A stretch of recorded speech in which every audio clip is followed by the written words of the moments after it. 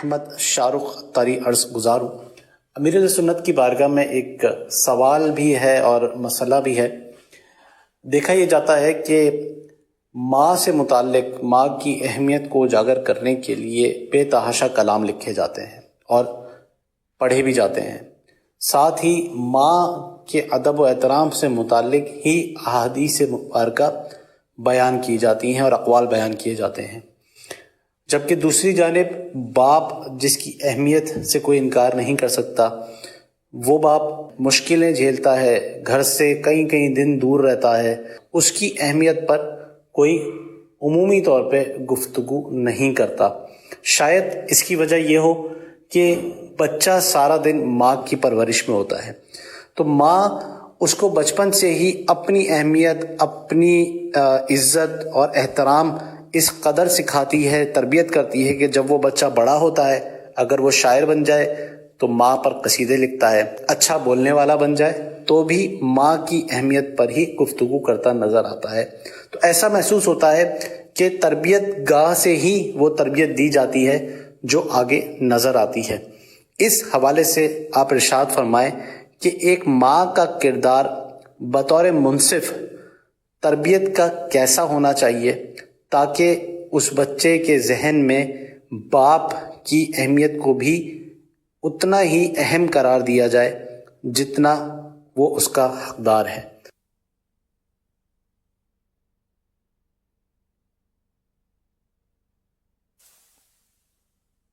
اس میں کوئی شک نہیں کہ ماں ہوتی ہے، البتہ باپ کا بھی اس میں ہے تو کردار۔ بچے کے لیے باپ جو ہے کما کے لاتا ہے، بچہ کھاتا ہے، پیتا ہے، پہنتا ہے، پھر یہ کہ سیر و تفریح کے لیے بھی باپ لے جاتا ہے، پیار بھی کرتا ہے۔ ہر جگہ ایسا نہیں ہوتا کہ باپ کی کوئی اہمیت اولاد نہ رکھتی ہو، ایسے ملیں گے لوگ آپ کو کہ جو والد کو بھی اپنی جگہ پر جو جس کو اس مقام ملا ہے وہ اس کو دیتے ہیں، لیکن عام طور پر یہ کہ ماں کی اہمیت زیادہ ہوتی ہے۔ وہی کہ سارا دن بچہ ماں کے پاس ہی رہتا ہے، ماں اس کو کھلاتی ہے، پلاتی ہے، پہناتی ہے، سلاتی ہے، اڑاتی ہے، اس کو صاف ستھرائی کرتی ہے، اس کے سکھ دکھ میں حصے دار بنتی ہے۔ تو یوں ماں کا قرب چونکہ اس کو زیادہ ملتا ہے، شفقت بھی زیادہ ملتی ہے، تو یوں یہ ماں سے زیادہ مانوس ہوتا ہے، اور ماں کی مامتا ویسے ہی مشہور ہے۔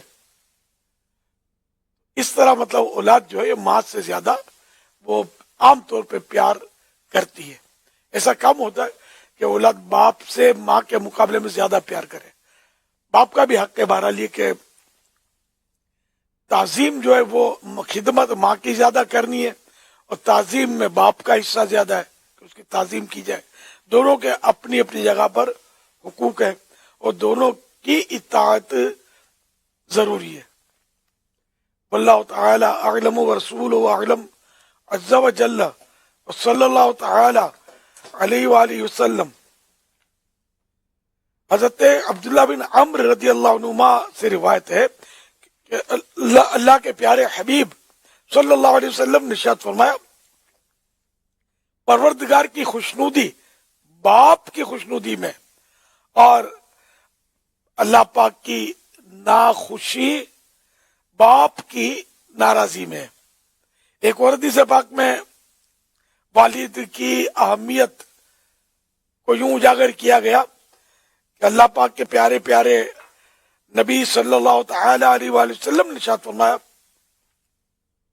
اللہ پاک کی اطاعت والد کی اطاعت یعنی فرما برداری کرنے میں ہے، اور اللہ پاک کی نافرمانی والد کی نافرمانی کرنے میں ہے۔ تو یوں احادیث مبارکہ میں والد کی اہمیت بھی بیان ہوئی ہے، اور والد کا بھی پورا دھیان رکھنا ہے۔ جو لوگ ماں کو بہت مطلب امپورٹنس دیتے ہیں، دیں بھلے دیں، لیکن اس کا مطلب نہیں کہ والد کو اگنور کریں، والد کو بھی اپنی جگہ پر رکھنا ہے اس کی۔ واللہ تعالی اعلم ورسولہ اعلم عز وجل وصلی اللہ تعالی علیہ وآلہ وسلم۔ صلو علی الحبیب صلی اللہ صلی اللہ علیہ